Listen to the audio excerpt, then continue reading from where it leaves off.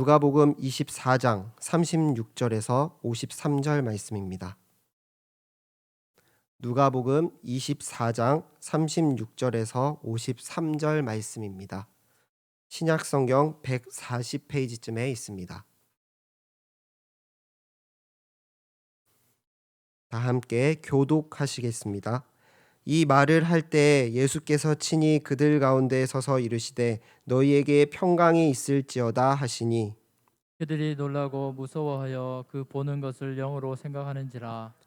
예수께서 이르시되 어찌하여 두려워하며 어찌하여 마음에 의심이 일어나느냐. 내 손과 발을 보고 나인 줄 알라.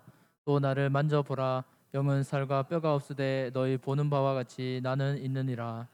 이 말씀을 하시고 손과 발을 보이시나 그들이 너무 기쁨으로 아직도 믿지 못하고 놀랍게 여길 때에 이르시되 여기 무슨 먹을 것이 있느냐 하시니 이에 구운 생선 한 토막을 드리니 받으사 그 앞에서 잡수시더라. 또 이르시되 내가 너희와 함께 있을 때 너희에게 말한 바 곧 모세의 율법과 선지자의 글과 시편에 나를 가리켜 기록된 모든 것이 이루어져야 하리라 한 말이 이것이라 하시고 이에 그들의 마음을 열어 성경을 깨닫게 하시고 또 이르시되 이같이 그리스도가 고난을 받고 제3일에 죽은 자 가운데서 살아날 것과 또 그의 이름으로 죄사함을 받게 하는 회개가 예루살렘에서 시작하여 모든 족속에게 전파될 것이 기록되었으니 너희는 이 모든 일의 증인이라. 볼지어다 내가 내 아버지께서 약속하신 것을 너희에게 보내리니 너희는 위로부터 능력으로 입혀질 때까지 이 성에 머물라 하시니라. 예수께서 그들을 데리고 베다니 앞까지 나가사 손을 들어 그들에게 축복하시더니 축복하실 때에 그들을 떠나 하늘로 올려지시나 그들이 그에게 경배하고 큰 기쁨으로 예루살렘에 돌아가 늘 성전에서 하나님을 찬송하니라. 아멘. 이 시간 이 모든 일의 증인이라 라는 제목으로 말씀을 함께 나누고자 합니다. 우리가 읽은 이 24장 전체는 예수님께서 진정 부활하셨음을 증거하고 있습니다. 예수님께서 제자들에게 여러 번 나타나셔서 부활의 몸을 보여주셨습니다. 여인들에게, 그리고 엠마오로 가는 두 제자에게, 그리고 또 누가복음에서는 간략히 언급하고 있지만 시몬 베드로에게 보이셨습니다. 그리고 오늘 말씀에서 11 제자에게, 또 나중에 요한복음에서는 도마에게까지 나타나신 것을 알 수 있습니다. 예수님께서는 여러 번이나 제자들에게 나타나신 그 이유는 제자들을 통하여 하시고자 하시는 일이 있으셨기 때문입니다. 그것은 바로 그들이 그리스도의 증인으로 살아가는 것입니다. 오늘 같이 나눌 본문 말씀도 크게 세 부분으로 구분 지을 수 있지만 증인이라는 주제로 묶을 수 있을 것 같습니다. 36절부터 43절까지 부활하신 예수님께서 11 제자에게 나타나셔서 친히 자신의 부활을 사실임을 보여주십니다. 44절부터 49절까지는 예수님께서 하나님의 말씀을 통하여 제자들을 깨닫게 하시고 예수님의 고난과 죽음, 부활을 증거하는 증인의 삶으로 살아갈 것을 명령하십니다. 마지막으로 50절부터 53절까지는 증인의 삶을 살아가야 할 제자들을 축복하시며 하늘로 올라가셨습니다. 예수님께서 제자들에게 요구하신 증인의 삶은 오늘날 우리에게도 마찬가지로 요구됩니다. 성도는 그리스도의 증인으로 살아가야 합니다. 그렇다면 누가 증인이며 어떻게 증인의 삶을 살아갈 수 있을까요? 오늘 말씀을 통해 우리가 어떻게 증인이 되었는지, 그리고 증인으로서 어떠한 삶을 살아가야 하는지를 깨달아 참된 증인의 삶을 살아가시는 우리 성도님들 되시길 소망합니다. 증인은 어떠한 사실을 증명하는 사람을 말합니다. 자신이 보고 듣고 경험한 것을 다른 사람에게 사실대로 솔직하게 말하는 것이지요. 예수님께서는 그리스도의 증인으로서 제자들을 세우셨습니다. 그러나 오늘 본문 말씀에서 제자들의 모습 속에서 증인의 모습은 볼 수 없는 것 같습니다. 33절에 엠마오로 가던 두 제자들이 자신들이 만난 분이 예수님임을 깨닫고 예루살렘으로 돌아갑니다. 그곳에서는 이미 예수님의 11 제자들이 베드로가 부활하신 예수님을 만났다는 이야기를 듣고 있었습니다. 그 이야기와 마찬가지로 엠마오의 두 제자들도 11 제자들에게 자신들이 길에서 예수님을 만난 것을 이야기합니다. 예수님의 부활에 대해 서로 이야기를 주고받은 것이지요. 뒤에 말씀을 살펴볼 때 그들은 그 사실에 대해서 믿지 못하는 상황인 것 같습니다. 이러한 상황에서 예수님께서 제자들에게 나타나십니다. 부활하신 예수님을 나타나셨을 때 제자들의 반응이 어떠했습니까? 3년 동안 따라다녔던 그 선생님이 눈앞에 보였는데 그럼에도 불구하고 그들은 기뻐하지 못하였습니다. 예수님께서 나타나셨는데 오히려 놀라고 무서워합니다. 단순히 깜짝 놀란 것이 아니라 그들이 무서워한 이유는 예수님의 존재에 대한 의심이 있었기 때문입니다. 제자들은 눈앞에 나타난 예수님을 귀신이나 천사와 같은 영적 존재로 생각하였습니다. 예수님께서 부활하신 것을 아예 믿지 못한 것입니다. 오늘날 시대에 귀신이나 천사처럼 어떤 영적 존재에 대한 드라마나 영화를 많이 볼 수 있는 것 같습니다. 귀신이 사람의 몸에 빙의를 하거나 천사가 사람이 되는 그런 다양한 소재로 사용되는 것을 보게 됩니다. 인간과 다른 존재에 대한 특별함과 신비한 것에 대한 상상을 한 것이죠. 이로 인해 온갖 귀신에 대한 또 영적인 존재에 대한 의미와 또 생각들이 다양해지는 것 같습니다. 예수님 당시 시대에도 영적인 존재에 대한 다양한 이야기가 있었습니다. 제자들은 부활하신 예수님을 귀신이나 어떠한 다른 존재로 생각한 것입니다. 십자가에 못 박히시기 전에 이미 여러 번이나 제자들에게 자신이 죽고 또 부활할 것을 알리셨지만 그 예수님의 말씀을 제자들은 아무도 믿지 않은 것입니다. 이런 제자들에게 예수님께서는 자신이 부활하셨다는 증거를 39절부터 보여주십니다. 첫 번째, 부활의 증거로 예수님께서는 제자들에게 자신의 손과 발을 보이시고 또 만져보라고 말씀하십니다.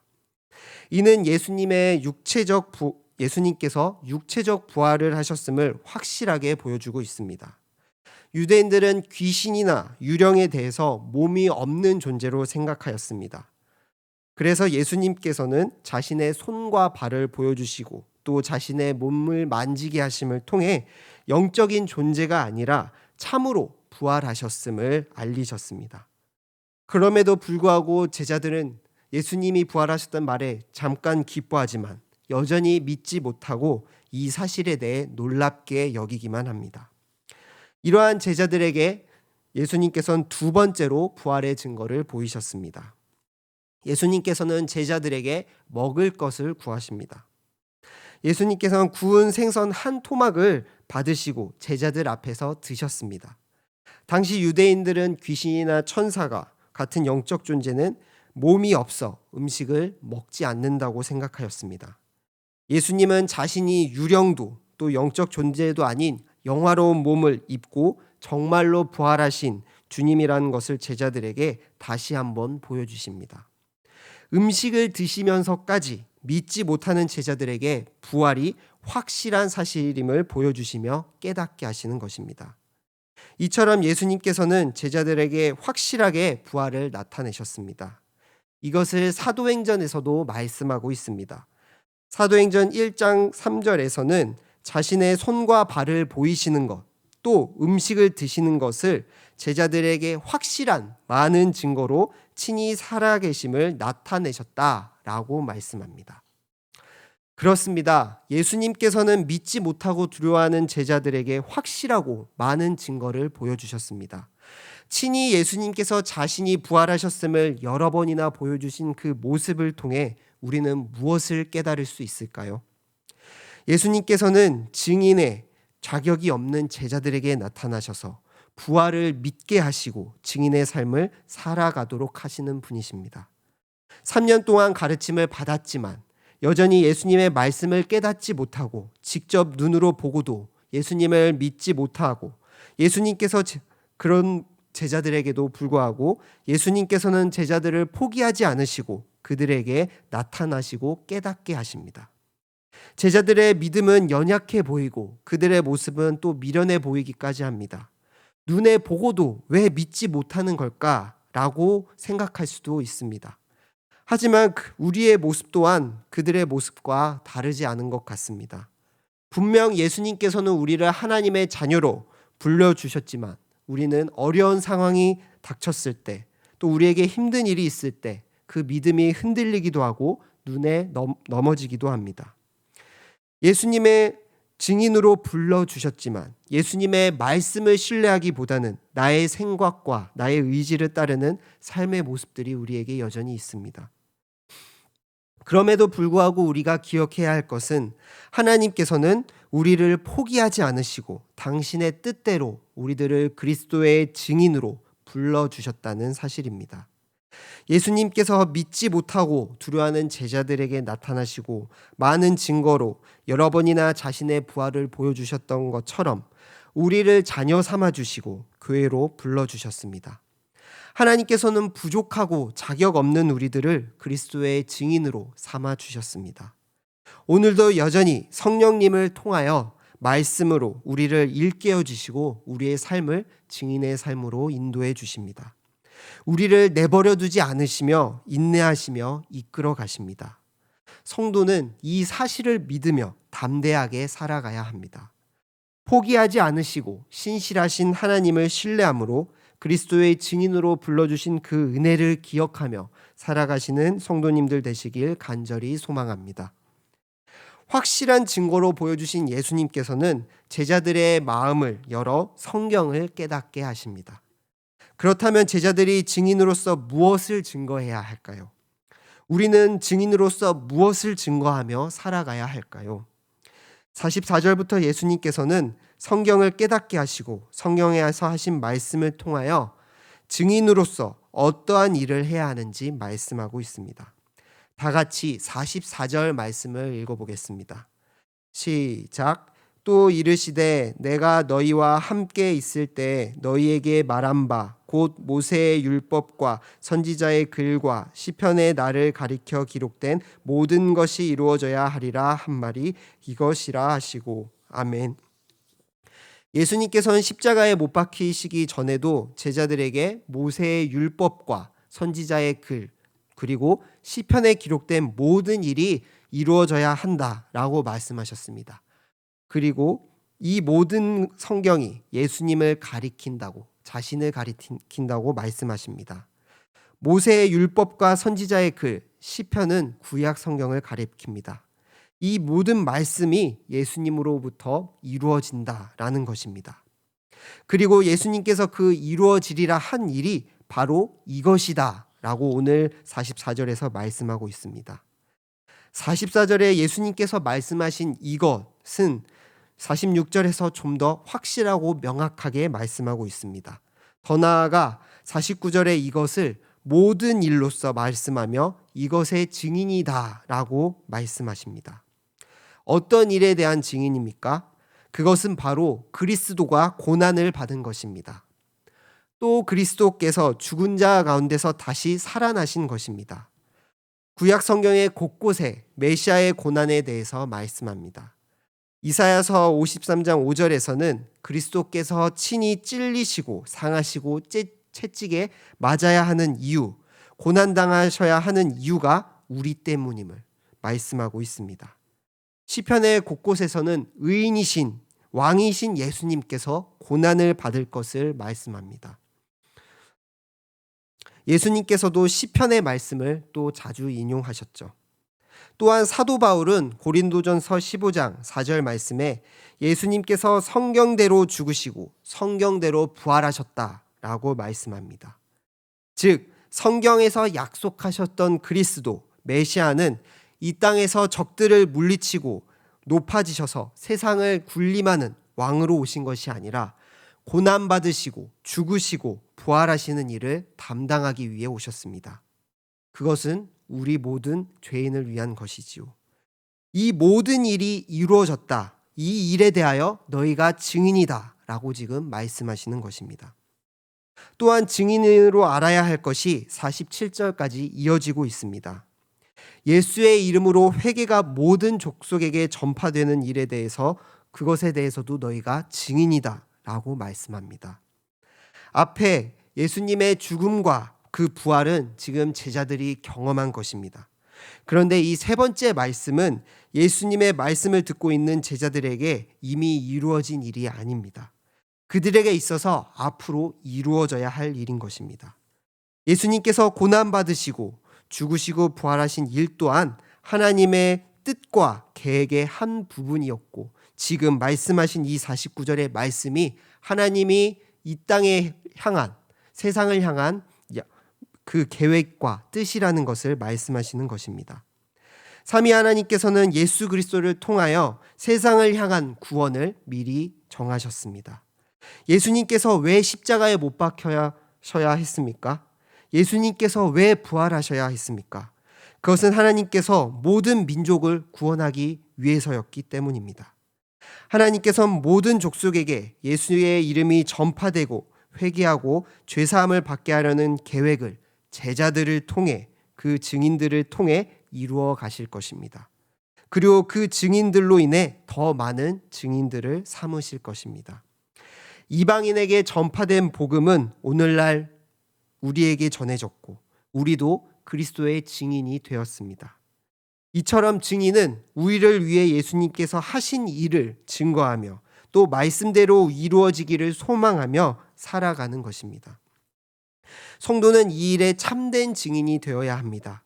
그리스도께서 우리를 위해 당하신 고난과 죽음 그리고 부활에 대하여 증인이 되어 세상 가운데 그리스도를 전해야 하는 것입니다. 그런데 예수님께서는 단순히 증인으로서 너희 스스로 열심히 전파하라 라고 말씀하시지 않으셨습니다. 그에 합당한 능력도 주셨습니다. 예수님께서는 하나님 아버지께 약속하신 것을 보낼 것이니 예루살렘에서 기다리라 라고 말씀하십니다. 그것은 바로 성령님이십니다. 예수님께서는 성령이 임하는 것을 위로부터 능력을 입혀지는 것으로 말씀합니다. 성령을 통한 능력이 있다는 것입니다. 바울과 사도 요한도 성경의 곳곳에 성령의 능력을 힘입어 참된 그리스도인으로 살아가라 라고 권고하기도 합니다. 예수님께서는 제자들에게 약속하신 능력, 바로 성령을 기다리라 말씀합니다. 누가는 사도행전에서 말씀대로 약속하신 그 성령의 충만함을 받은 제자들이 어떻게 증인으로 살아가는지 잘 보여주고 있습니다.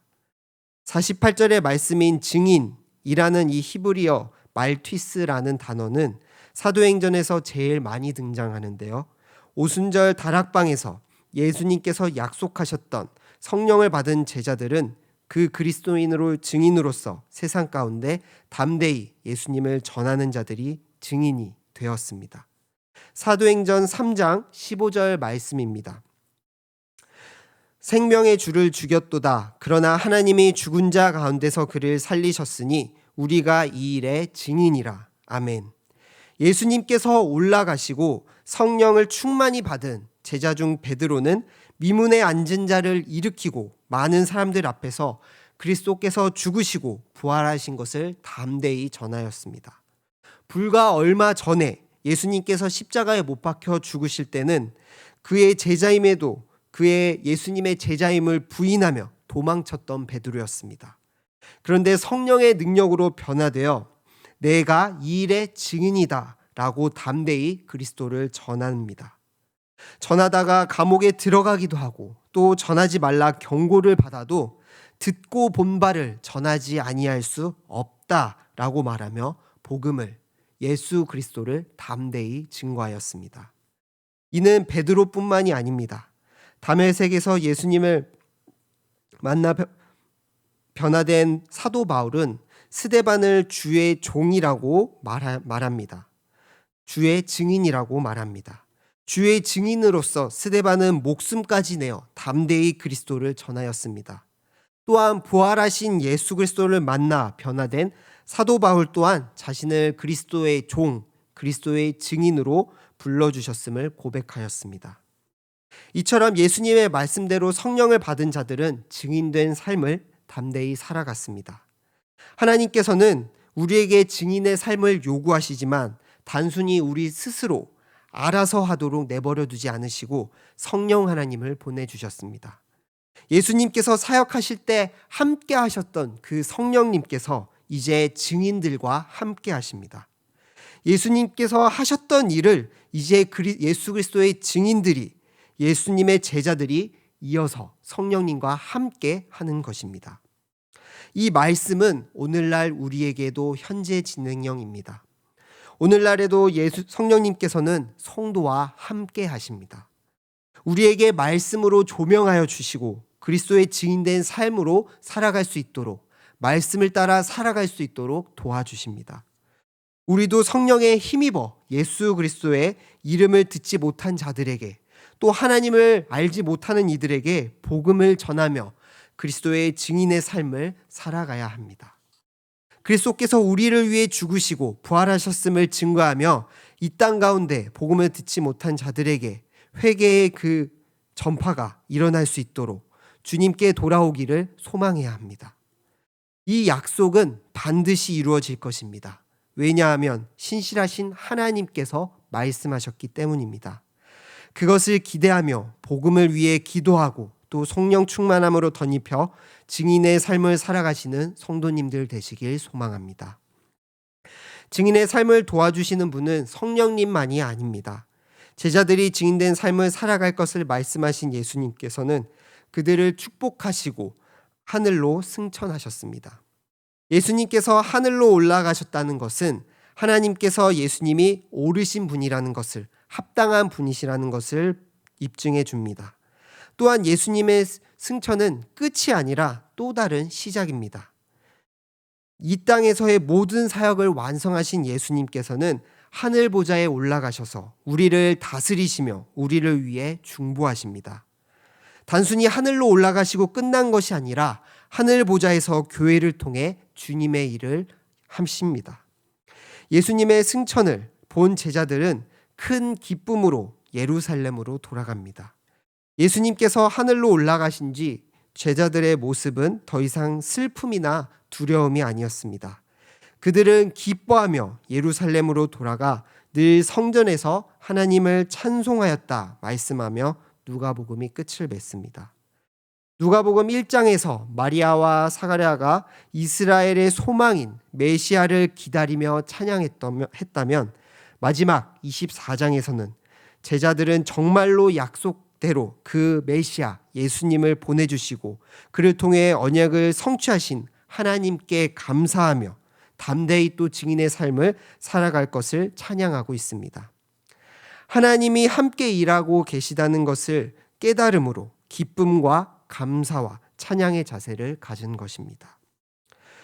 그리스도의 증인은, 성도는 예수 그리스도께서 지금도 우리와 함께 동행한다는 사실을 잊어서는 안 됩니다. 증인으로 살아갈 수 있는 힘과 능력도 주님께서 주십니다. 예수 그리스도께서 하늘 보좌에 앉으셔서 교회의 머리가 되셨습니다. 예수님께서는 자신의 영을, 그리스도의 영, 성령을 교회에게 부어주십니다. 몸된 우리는 예수 그리스도로 말미암아 세상 가운데 참된 증인으로 살아갈 수 있습니다.